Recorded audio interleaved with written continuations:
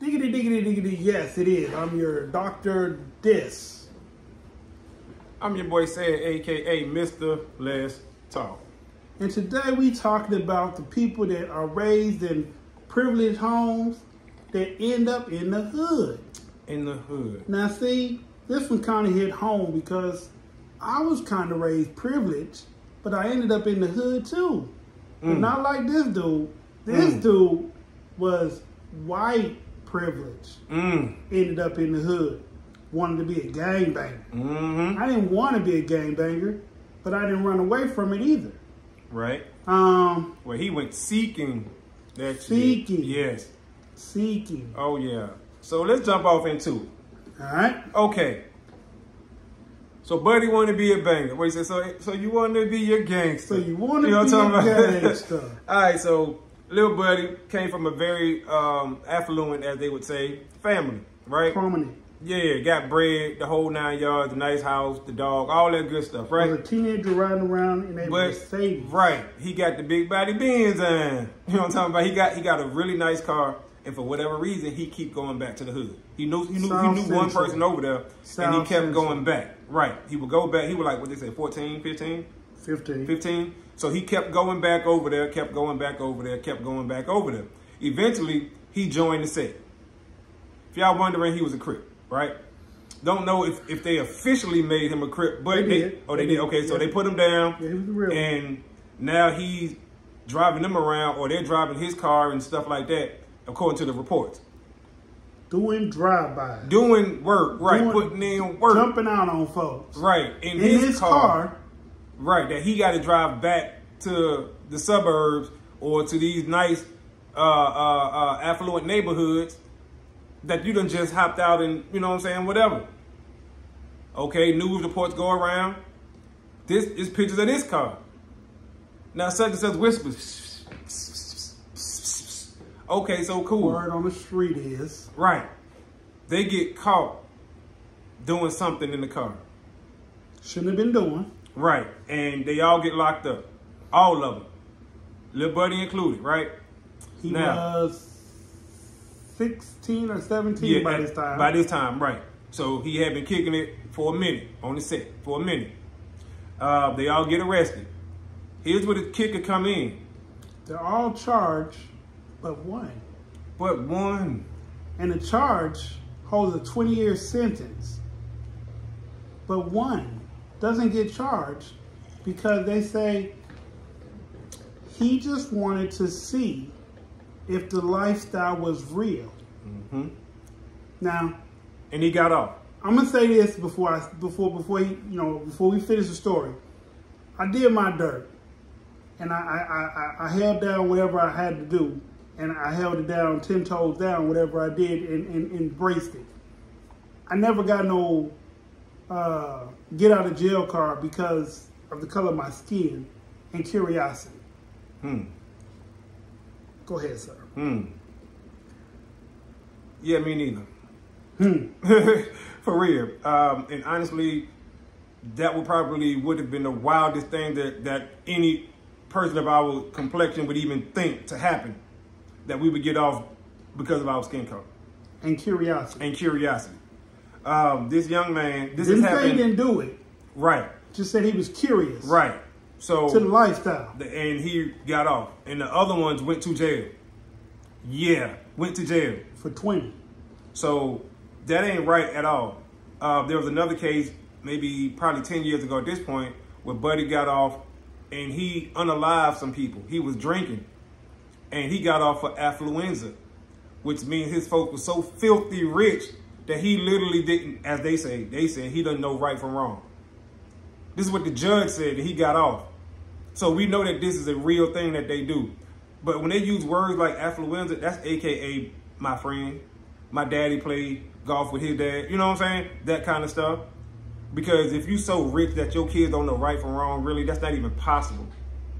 In their world, it is. They know. But the young man that we were talking about, he committed another crime about 4 to 5 years later, and they realized that this curiosity defense wasn't really curiosity. Right. He'd been doing this for years. Right. He just got caught up in the system. Right. So they proved that he was not the innocent person that the lawyer was displaying him to be, and he got his due diligence in that case, but not the first case. Right. The question is, at what point does venturing off to the hood because you want to know what really goes on there become too real? Too real for TV. It's too much Grand Theft Auto, you know what I'm saying? Those type of games and stuff like that, to where people legitimately want to come to the, like, y'all don't understand, y'all are literally walking into danger, literally. You know what I'm saying? It's people who are trying to make their way out the hood, and y'all are voluntarily coming to the hood in nice cars and trying to get down and all. Like, listen, you don't understand what you're putting yourself into. You really don't. And I ain't speaking to that young man, but I'm just speaking to people in general. You know what I'm saying? You don't understand. If you're curious about the lifestyle of being a gangster, and it's not in you, you weren't raised around that, why are you curious? Right.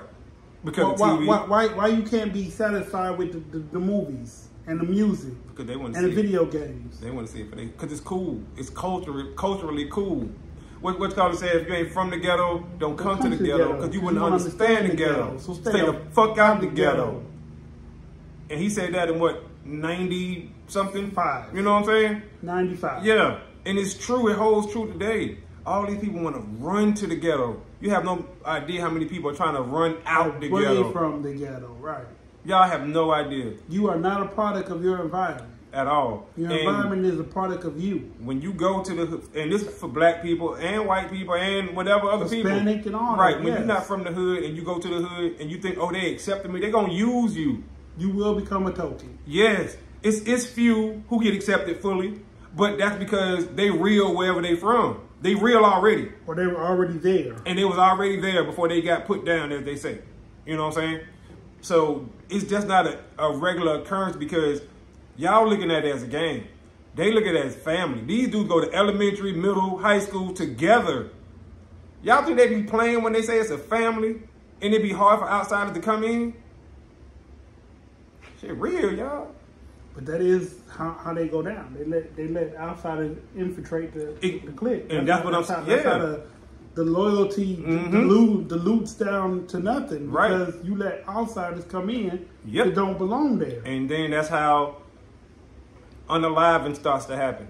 I remember a person told I was working at a moving company, and I was telling them, I was like, yeah, I grew up in the lighter side of town. I was like, but something happened to me, and I went there seeking refuge, seeking family. You know what I'm saying? I didn't have siblings that I grew up with. Right. And I didn't have a father around. So I was seeking something. And they were like, well, why is it? Because I was like, why is it that people from the hood, when people come, they try to make them do more than what they make the dudes in the hood do? Yeah. Right. And he's like, well, why would you want to come to the hood? I'm like, it's not that I wanted to come. It just, that seemed like a safe place. Right. I mean, because product of your environment, not product of your environment, but just your environment itself. Right. You know what I'm saying? Just that environment, meaning black people pretty much. That's really what it means. I remember when we were little and we moved a lot, and I mean a lot. We moved a lot. And I always remembered feeling safe, and the only reason I always felt safe because there were so many of us. Right. You know, I always told you we had a big family. So you're talking about like at least 6 boys always together. We were straight. We was okay. But I just always remember feeling that sense of, and I know I just said safe because of my brothers, but not safe because we didn't know the environment. You see what I'm saying? So we would go outside, but we ain't venture away no further than a block. You know what I'm saying? Or 2. But of course, once you be around there, you know what I'm saying, and the people start knowing you and you know them and you know what I'm saying, like that, it takes time, you know what I'm saying, to really, and we had our fights. You know, and like I said, we were kids, so we had fight with the kids who were there already, who grew up from there or who moved there before us. Right. And it took, I ain't gonna say a few fights, it took a lot of fights because there was a lot of us. So you're talking about 3, 4 fights apiece, 5 fights apiece, 6 brothers. What about that many? You see, so it take a lot because about that many. Right, because I got for them to say you cool, you good, yeah, you y'all accepted, you accepted, you can be here. We had to be accepted on every level because like I had 2 younger brothers, so the younger kids they got to fight with the younger kids. I got to fight with the middle-aged kids. my brother above. You see what I'm saying? So we're like, they had to be accepted up there. I had to be accepted right here, and that's how it had to be. It just, you know what I'm saying? It is what it is. Yeah. Because we was new in the neighborhood, especially like we moved from Brooklyn to the Bronx, right? And for people who don't know, it's equivalent to anywhere else. No analysis needed. It's a little different. Especially back then, it was way different. You know what I'm saying? It's like it'd be equivalent to California. But yes. Anybody from California absolutely would understand. Absolutely. So that's what it was. From moving from one neighborhood to another neighborhood that you should not be in, simply because you're from over here. Right. And that's what it was, moving from Brooklyn to the Bronx for us. You know what I'm saying? So it took them a while to the projects too. Right. It took them a minute, you know what I'm saying, that we had to fight and prove ourselves and show that, hey, we ain't going nowhere. One, we can't. You know what I'm saying? But it was, to them, they were like, oh, y'all new faces. We don't know y'all. We don't trust y'all. Y'all not welcomed in yet. And then we got welcomed in, you know what I'm saying? It is what it is. And you don't win them all. Let me just say that. No. You don't win them all. You ain't supposed to when they design like that. No. They don't design it like that. No. To where you gonna win them? Trust me. And I'm good with these. Right. But you ain't gonna win them all. Because I didn't have no brothers and sisters. I got doubled and tripled sometimes. And that's what I'm saying. Right. So I learned quickly how to defend myself. If I didn't know how to do it at first, if I thought I knew what I was doing, I learned what I was doing. So, yeah. Absolutely. Yeah, it's. But it's not a game. It's not a playground. It's not somewhere to hang out. It's a lifestyle. Yes. You know what I'm saying? Going to the hood, period, where in any city has its own perils and pitfalls. And if you don't gotta be there, don't go. Because ain't no reason to be there. Jay-Z said in a song one time before, he said, "You are who you are before you got here."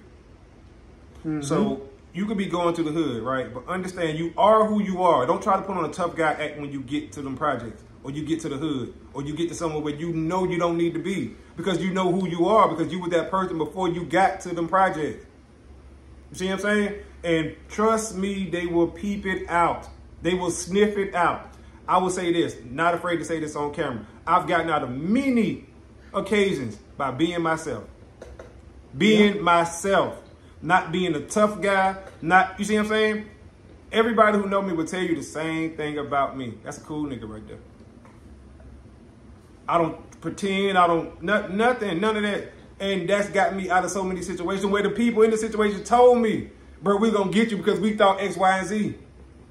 And then when we talked to you, we seen that whatever. One, I ain't backing down. So, but like they seen that, but they seen that I wasn't on no bullshit. Right. I didn't come in there on no bullshit. You know what I'm saying? Right. Like shit like that, and people respect that. Everybody can't walk that. Right. Everybody can't walk that because everybody can't be themselves. Right. Some people put that act on it. They want to know if it's real or not. Yes. And you know what that remind me of, right? Before we close out, the Jamie Foxx and Plies situation. Where Jamie Foxx said all the gang members ran up on the set because they wanted to see if the shit Plies were talking about was real. See, now he don't talk that way no more. Jamie Foxx said the one thing he knew about being in LA was you can't run from gang members. Whether you get an ass whooping or not, you cannot run. You have to stand there and talk to them. That's it. You have to. They gonna bomb on you. They gonna bomb on you. And that's those exact words he used. Exact words he used. If they gonna bomb on you, they gonna bomb on you. But they'll respect you because you stood there and you gave them the respect to talk to them. But anyway, y'all. I'm your host, Dysfunctional World. I'm your boy Sad, aka Mr. Let's Talk. I'm gonna stop doing you like that. I'm sorry. We out of time. No, you ain't. Till the next time. Screw the Let's Talk. Peace.